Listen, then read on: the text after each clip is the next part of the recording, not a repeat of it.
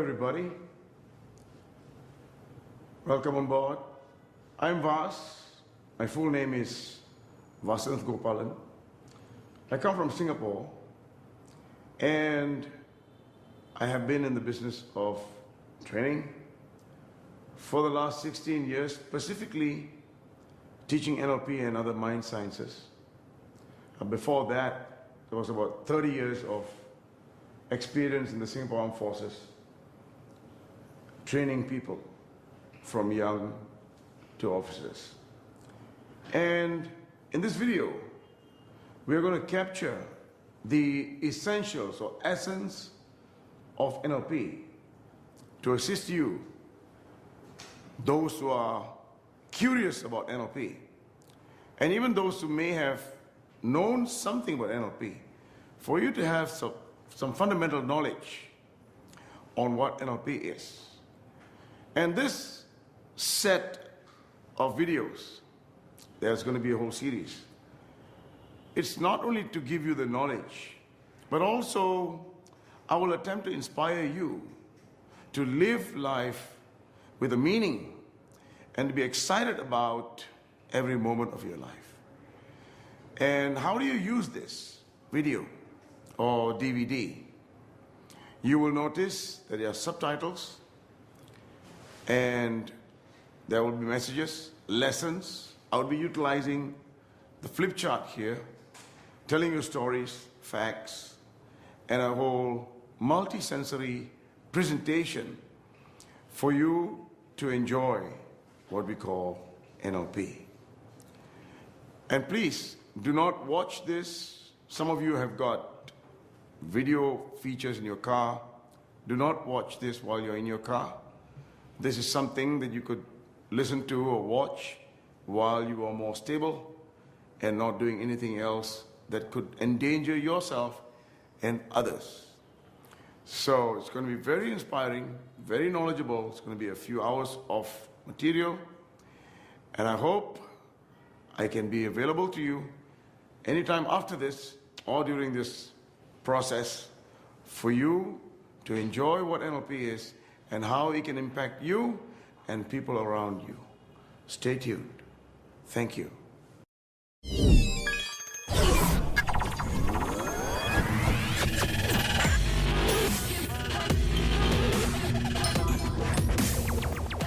Welcome back. Before we understand what NLP is, I think all of you who may be watching this understand the need to develop ourselves. You may read books, watch other videos, go to the YouTube, and inspire yourself. Personal development is something that is not regarded as necessary in mainstream education.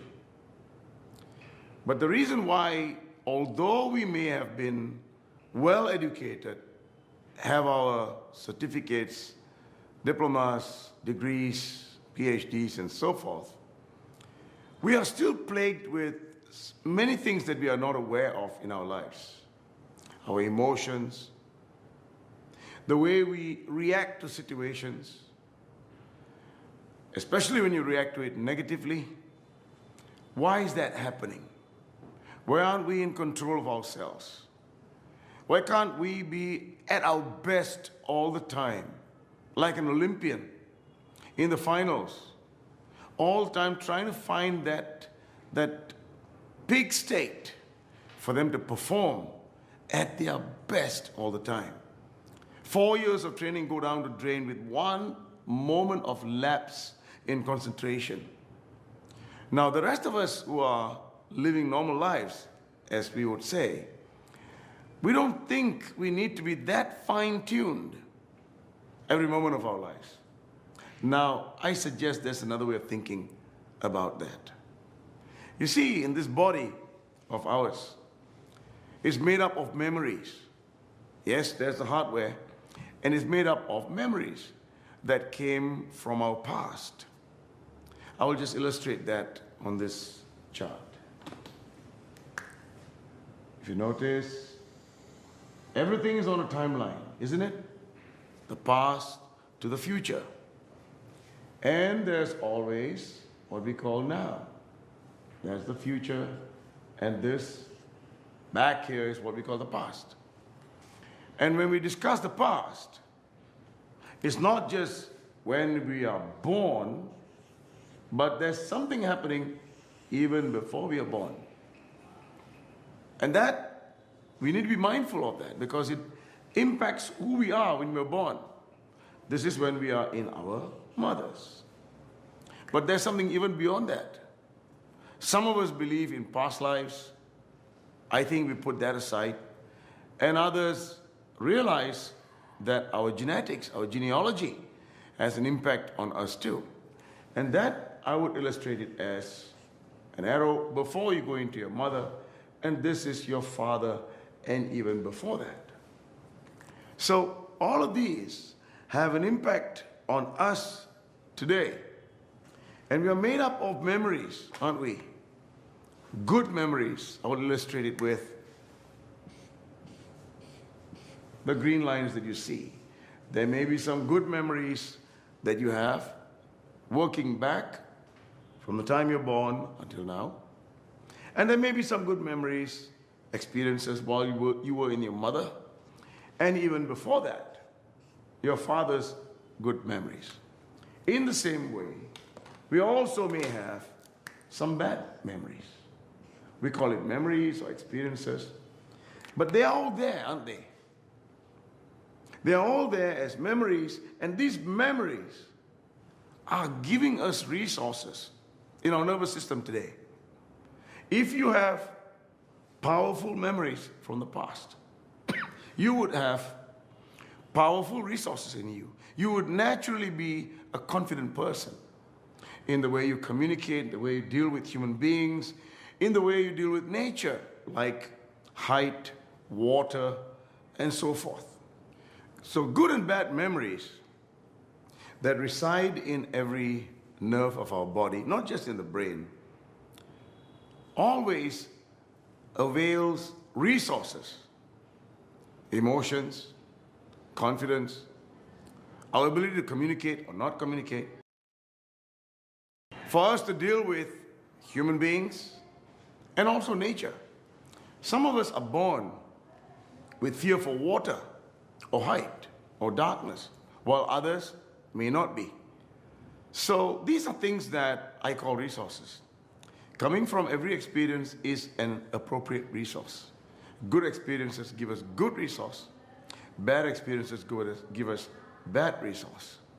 And so a person may be underprivileged. That means you're born in this world already packed with bad resources that came, unfortunately, from your father and mother, or even before that. And in the same vein, there may be people born with good resources. They are all gifted from the very beginning. And so this is a situation that we all have. These memories giving us resources, positioning us from the very beginning as underprivileged or gifted. And you know, in this world, we have maybe 1%, 2%, at most 10% of people who are gifted, privileged. And while the rest of us may come into this world underprivileged. And from the get-go, from the very beginning, we are sidelined, pushed aside by society because we are judged on our performance, aren't we? Our exam results, you know, the failures that we have in our lives or success. We're judged from the very beginning. And that judgment is like labels on our head. You are smart, you're stupid, you are gifted, you're not gifted, you're clever, not clever. And so, and then there is streaming early in life. Streaming. The good kids go to the good classes, the not so good kids go to the not so good classes. And then we lose our self-esteem. We say we belong to this group of people. We are like this group of people. And then the others are, we are like this elites. So this happens in life. I grew up like that in this area where I wasn't an elite. I started out as an elite, but somehow something happened and I drifted. And I wasn't very happy with myself. Why? Because it was so uncomfortable being in the presence of people who were gifted. There were those who were endowed with something that came from their positive experiences in the past. So, 80%, maybe more, 90%, 95% of human beings on this planet, when you become aware that you have been on a raw deal, that means, you came into this world underprivileged. We need to do something about that. Because you know why? I believe there's only one life. It doesn't matter what you believe. To me, this is the life. Now is the time. I got to make it happen. Now the question is, how? Because we've got this disparity. And we're judged based on this disparity. So what do we do? Okay, so if you're aware, you would pick up a book. If you're lucky, there will be a guide, a person who has done personal development, have also from where they were, made it in life in one lifetime, and they would say, hey, look, I did it. You can do that too. You don't have to be gifted. You can do that too. So we need somebody to inspire us, to make us believe that there's a process that we could use to get ourselves there. But most of us do not have such people in our environment. We grow with people just like us. And so there's nobody else to inspire us. Very seldom do we find somebody in our presence who would say, let me give you a hand. You can do this. So if you are one of those people, the 80, 90%, what would you do? Would you like to know more? So I think it is time. This world has realized, people have realized, more of us are becoming more and more aware that, okay, it's not how we start life, it's how we live life. Would you agree with that? It's not how we start life, it's how we live life. And it's not even how we end our lives. No, that's not what we are doing here. We want to get sorted out as early as possible in our lives and live it in our own terms. Now, that is what you and I are looking for, aren't we? So that's why we read books. That's why we go and attend programs. That's why we inspire ourselves with videos like this. And that's why we want to speak to a successful person, because you want to know how they did it. So if that's the page you are on, we are on the same page. I'm sure there are millions and billions of people on the same page. And fortunately, in the early 1970s, we have two guys who came on board and decided, now we need to study success. Not from those who were born successful, because you got nothing to learn from them. We studied those who were born underprivileged, made it in one lifetime, and that's how we realized that all of us can be successful, and the birth of NLP was existent in this world. I'll speak to you about NLP in the next video. See you again.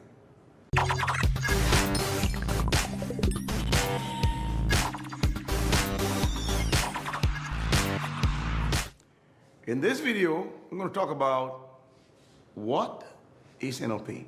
So far, we've discussed why NLP for 95% human beings. By the way,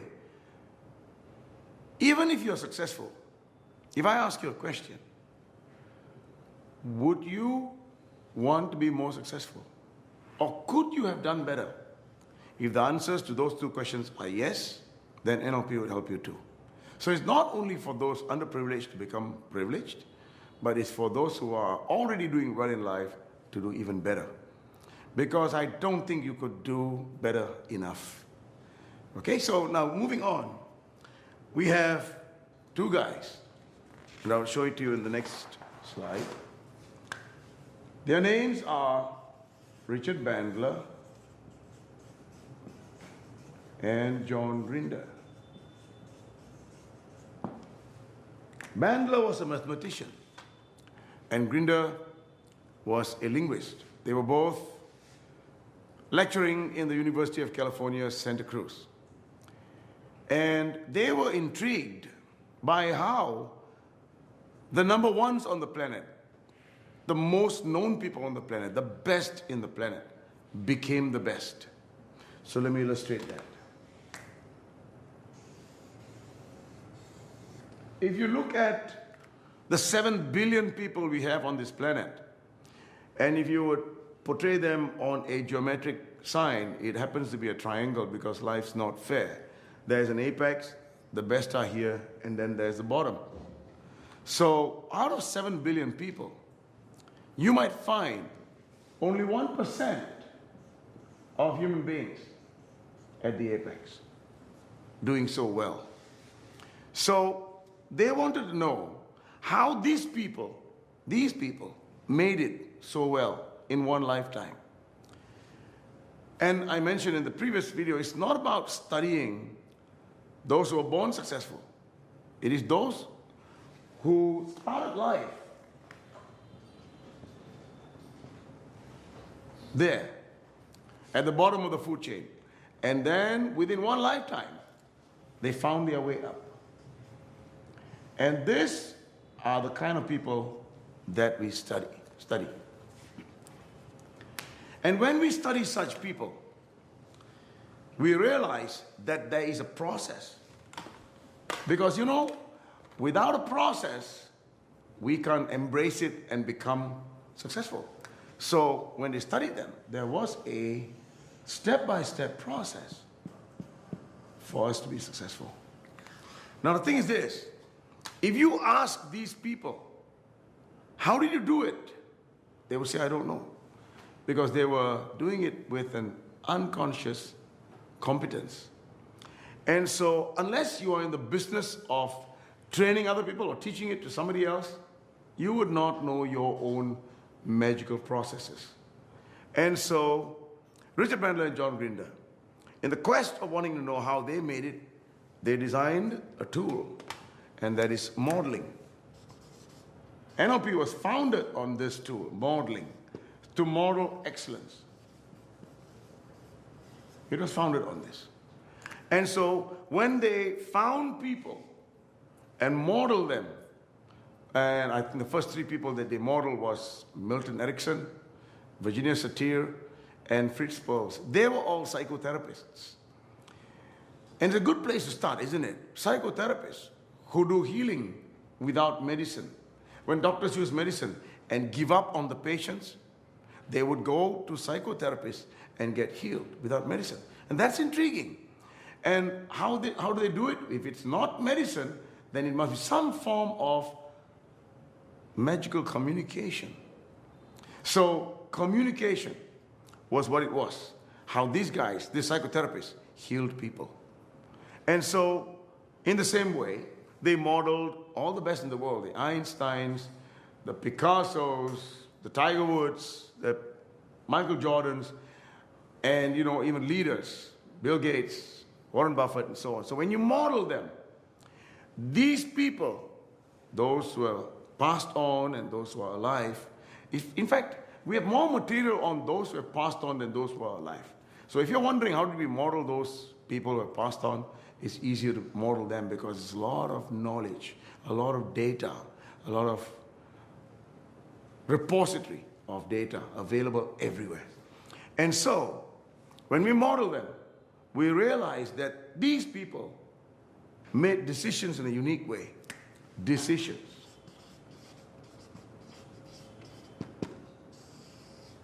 And it's because of the way they made decisions that got them up on the food chain as number ones on the planet, and the names I mentioned earlier.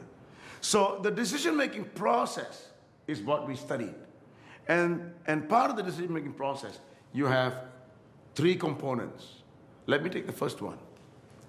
And that is what we call neuro. Neuro. What is neuro? It's our nervous system. What constitutes the nervous system? Our brain, our spine, our nerves. And now this is like the hardware of a computer. isn't it? The nervous system. The nervous system is not just by itself. From the get-go, from the very beginning, from even before you were conceived in your mother, this nervous system already has information. What information? This one. All this information, especially this part here, even before you're born, this part here is already inside you. And you come into this world with this already there. And the good and bad experiences already inside you. So this goes on. You collect more life experiences as you grow. And today, if you're 40 years old, 50 years old, 12 years old, 10 years old, you have a whole bunch of good and bad experiences that are memories inside us. And it gets distributed to parts of our body through our nervous system. And this is the nervous system. Now, so what's the function of the nervous system? Communication. Our nervous system is a communication system that communicates information from one part of the body to another part of the body. Okay, you may ask, so where do I get information from? Information is always from the outside. So, where do we get the information from the outside from? Our 5 senses. So in NLP, we have our 5 senses. Visual, auditory, kinesthetic, olfactory, gustatory. See, hear, feel, smell, and taste. So you take in information through our senses. Let's say you take 10 bits of information, 10 pieces of information, and it goes through your senses. And as it goes into your body through your senses, you need to make a decision. But it gets filtered by all your experiences. And by the time you make a decision, 10 bits of information may be reduced to 5 plus minus. Maybe more, maybe less. Does that make sense? Because without the filters, just imagine, without the filters, 10 will remain 10. But because of the filters, you delete, distort, generalize some of the information that comes through your experiences. And then your decision would be affected by your nervous system, because all this resides in your nervous system. Would you agree? That's right. And so some of the words that describe this thing that is going on, we have words like values. Our values are affected by this whole process. Our beliefs, our attitudes, character, and so forth, even cultures, are affected by this whole information flow system. And the next thing I would like to discuss is linguistics.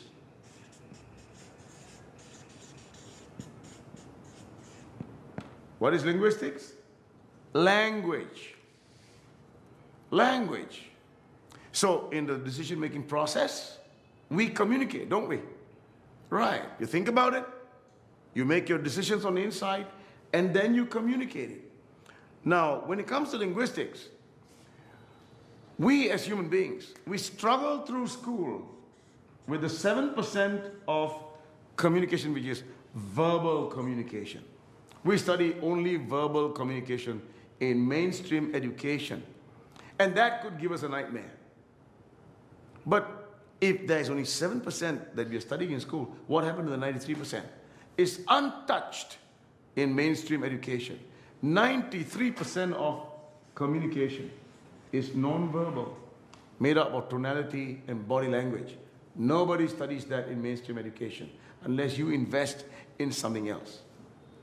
So, but the thing is this, okay, in NLP, after modeling all these people, the linguistic aspects, okay, you might realize that you're going to be learning a whole bunch of non-verbal communication.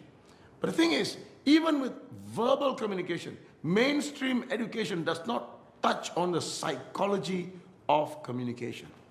What do I mean by that? The meaning behind what people are saying. And I will touch on this in detail in a couple of videos downstream. But for now, I want you to understand the meaning of the communication It's not taught in mainstream education.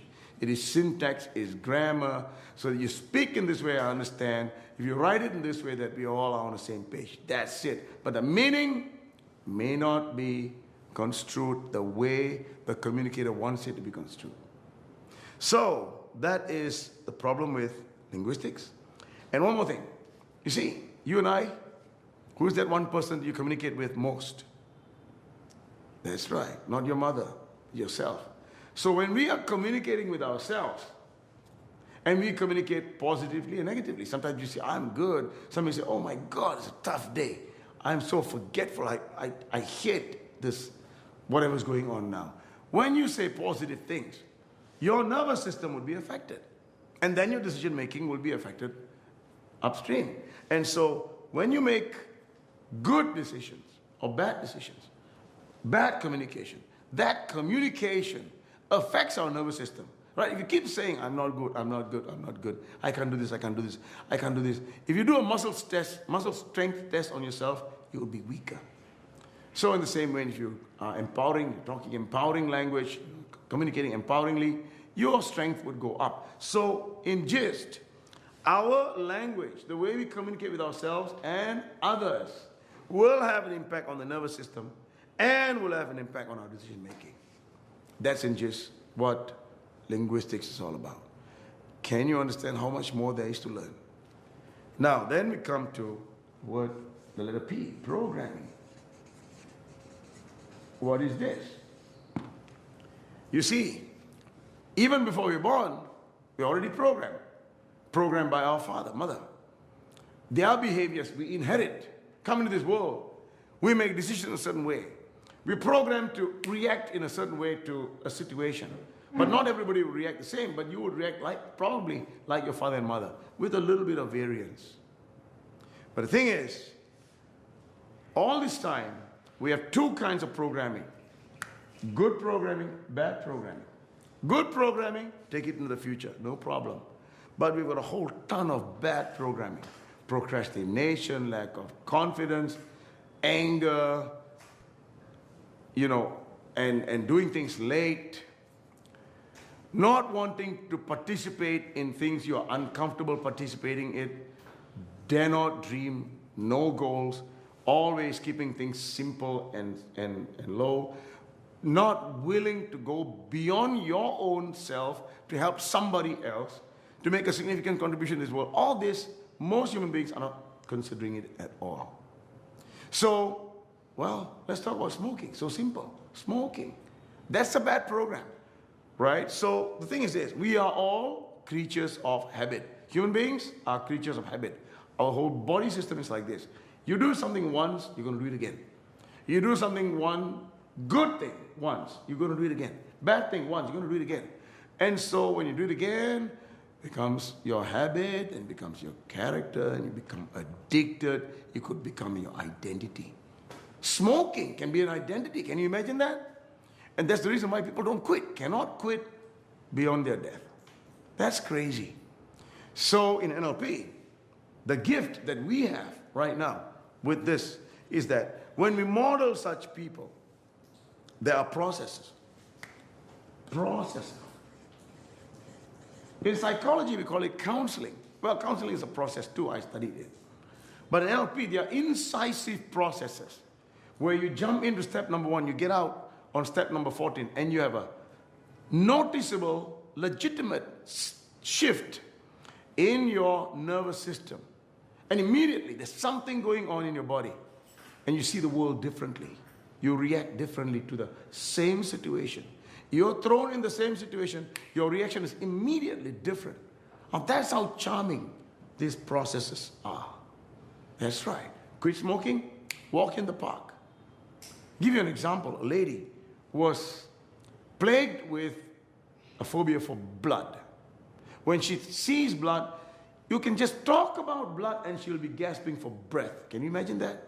You talk about blood, she will be imagining something so crazy and she'll be gasping for breath.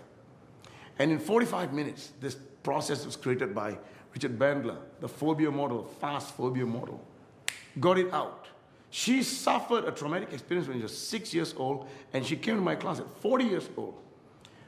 A problem she had for 34 years of her life disappeared in 45 minutes. Now that's what the processes would do for you. So now we have this entire process called NLP, Neuro-Linguistics Programming. With this, these two guys, Richard Bandler and John Grinder, having founded it, have done all the research, and together with people like Robert Dills, Ted James, Connie Ray Andreas, and everybody that came after them, they have created a whole bunch of knowledge, a whole bunch of processes.